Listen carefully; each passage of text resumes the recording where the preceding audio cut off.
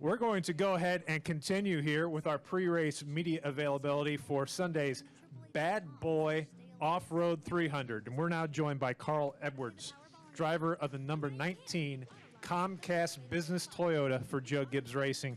Carl, right now you're fighting for a spot in the next round of the chase. Don't have a win here in New Hampshire, but how nice would it be to leave here with a victory and secure your race, secure your place in the round of 12? That'd be great. It did not, things didn't start the way we wanted them to at Chicago. So, you know, we come here to a track that we've had a lot of speed at lately. It's Dave Rogers' home track. His father's here. He said he's got some friends and family coming, so it'd be a really great place to get a victory. And then we'll head to Dover, another good track for us, so we feel pretty good. Good deal. We'll open the floor to questions, and we'll get a wireless mic to you. Raise your hand. We'll start back with Claire. Claire B. Lang, Sirius XM NASCAR Radio. I wonder what you feel like makes this track so challenging, because all of the drivers say it's such a difficult track.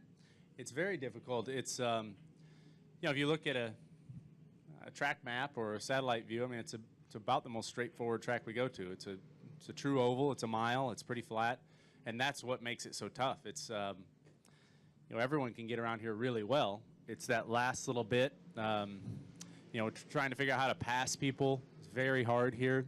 Your car has to be very good.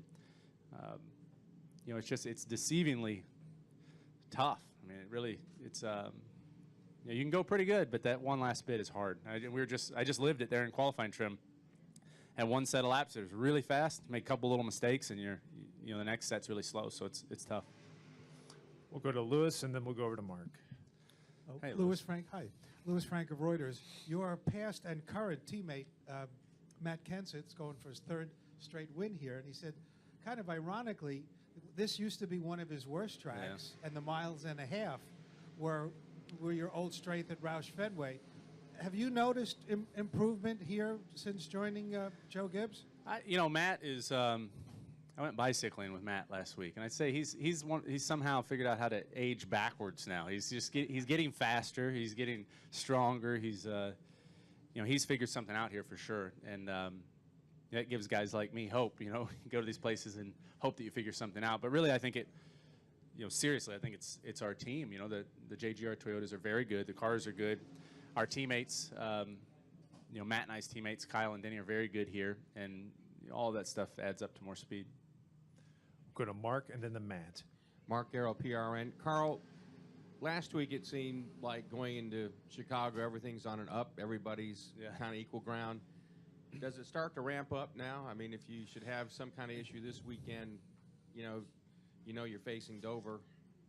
So what do you think? Right, yeah, Chicago was frustrating, and I was real upset about it for about a day. If we have a bad day here, I'm going to be real upset about it for about 3 or 4 days. And then if you have a bad day at Dover, you're going to be upset for the rest of the year. So it is, it's tough, but this format allows you to hang on to the idea of going out and winning. And each of us have different strengths at different racetracks. We feel like we can run really well here, but we're certain we can go to victory lane at Dover. So, you know, you just stay in there and dig. And we had some really neat meetings. Dave Rogers, I got the chance to, you know, we've never been through this before. And although Chicago is tough, we sat down on Monday, and his spirit and the way he wants to go compete, I mean, that guy never gives up, so it's pretty exciting to come racing with him. As a follow-up to that, how tough a track is Dover being race 3? We've talked about, you know, Talladega being a potential minefield, but is Dover one of those tracks that also could be very difficult if you went there either having to win or having to have a great finish? Yeah, I've always felt like Dover was you know, pretty straightforward, and we always ran pretty well there, but I got a taste of the other side of it this spring. You know, we had a car that I felt like we were, on that last restart, we were going for the victory, and things got choked up a little bit, and I ran across Larson's hood, and it went from, you know, deciding how I was going to do my backflip to, you know, finding my way to the medical center. I mean, it was not, it was over in a hurry, and that can happen at Dover. So, you know, that's that. Okay, we'll go to Matt and then over to Pat. Matt Weaver, racer and Auto Week. Carl, kind of on a similar note, do you start to count points after one race of 3, or does it? You know? Man, I mean, the points are obviously important. I mean, it might be what makes a difference, but I think right now you go as hard as you can. You try to win, try to get every point, every position you can. I didn't look at the points. I saw them on the screen there earlier, but I'm not even sure what points position we're in yet. So no, I guess no, not yet. And lastly, the change to the post-race penalty system NASCAR issued. Thoughts on that? We actually had a meeting at Comcast Business. They have pretty robust technical abilities. They said they can make that LAS say anything they want. But we're just going to keep it fair, though. We're not going to implement that.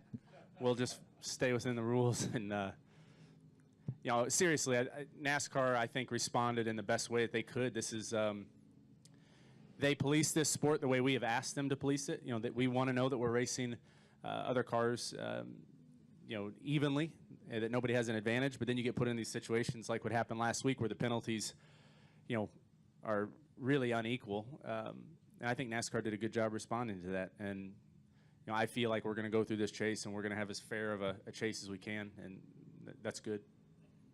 Go to your left to Pat and then up to Bob. Pat Rich. DeCola, NASCAR.com. I'm sure by now you know that we're looking at lows in the 40s on Sunday. Yeah. You know, I'm sure there's a specific technical aspect to that, but as a driver, are there any particular challenges? I was actually pretty excited. I got some really neat JGR gear that I haven't been able to wear yet.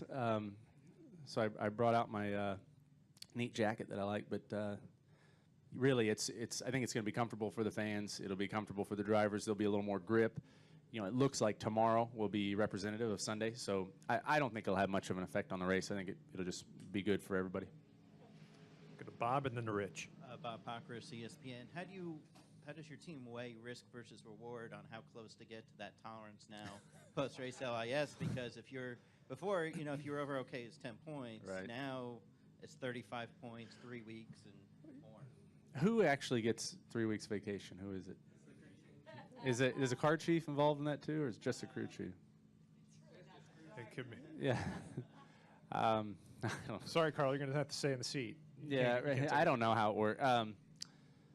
What was the question? The question is, how do you balance risk versus reward? Well- Because now the risk is more to be close to whatever the new tolerance. Well, I mean, this is an extremely competitive sport, so just like anything else, you definitely don't want to finish the race and realize it didn't count, and and then give your crew chief all that time off. That's just not right. But you also don't want to finish the race second or third and realize that you weren't taking it, pushing as hard as the guys that beat you. So you just go right up to the edge. But I'm pretty sure everyone will be a little bit conservative. It's NASCAR's put a pretty bold line in the sand there, and nobody wants to test that out. Rich and then the Claire. Rich Thompson, Boston Herald. Does the proximity between the July and the September race kind of help with your game planning, since it's still kind of fresh in your mind? I think so, a little bit. The difference is the weather now. That if we were racing today, it'd be one thing, but that cooler weather is going to change things. And plus, this sport evolves so quickly. I mean, just what we were talking about with all the games going on. I mean, everything is just it always moves forward. It feels like a new racetrack every time you come somewhere, even if they're close. Go back to Claire and then to Lewis. Claire Beeline, Sirius XM NASCAR Radio. To Bob's point in being serious, you're not the crew chief, and you probably leave it in his hands when it comes to pushing the line. You don't really get involved in that, do you? No, not at all. I haven't crawled on a car for a long time. I hate to admit that, but no, it's just, we do all we can. Coach Gibbs is very clear, though. He doesn't ever want to step out of the box.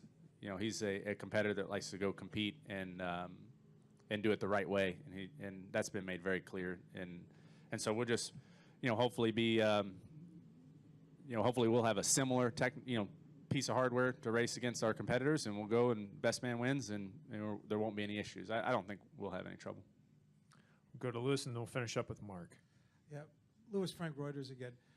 Folks at the engineers at TRD probably say, the more the merrier, more data points the better. Right. You got Martin Truex, next year Eric Jones. Yeah. Is there ever any kind of family jealousy that Martin or any other driver is taking wins away from JR? Oh, it's awful. I mean, we have this group text where somebody does well, you send them and I was like, man, it's so frustrating. They got that win and we didn't, But that's just the way it is. It's competition, and I think it's very healthy to compete against one another the way we do, but also to help one another. And I mean, Martin has been amazing. I mean, you guys have seen it from the outside. From the inside, Martin has just done an amazing job. Him and Cole.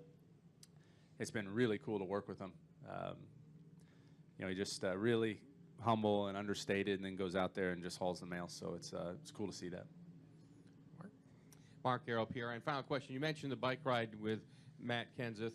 Is that a leisurely ride, a competitive ride? How do you guys, what's something like that like? I thought it was going to be leisurely, and it was a pretty hard ride. You know, all these guys are working so hard, getting so fit. But yeah, Matt truly, he won't say anything about it, but he's really, I mean, he can go. He's fast, so that was fun. Carl, thanks for joining us today. Good luck this weekend. Cool. All right, thank you.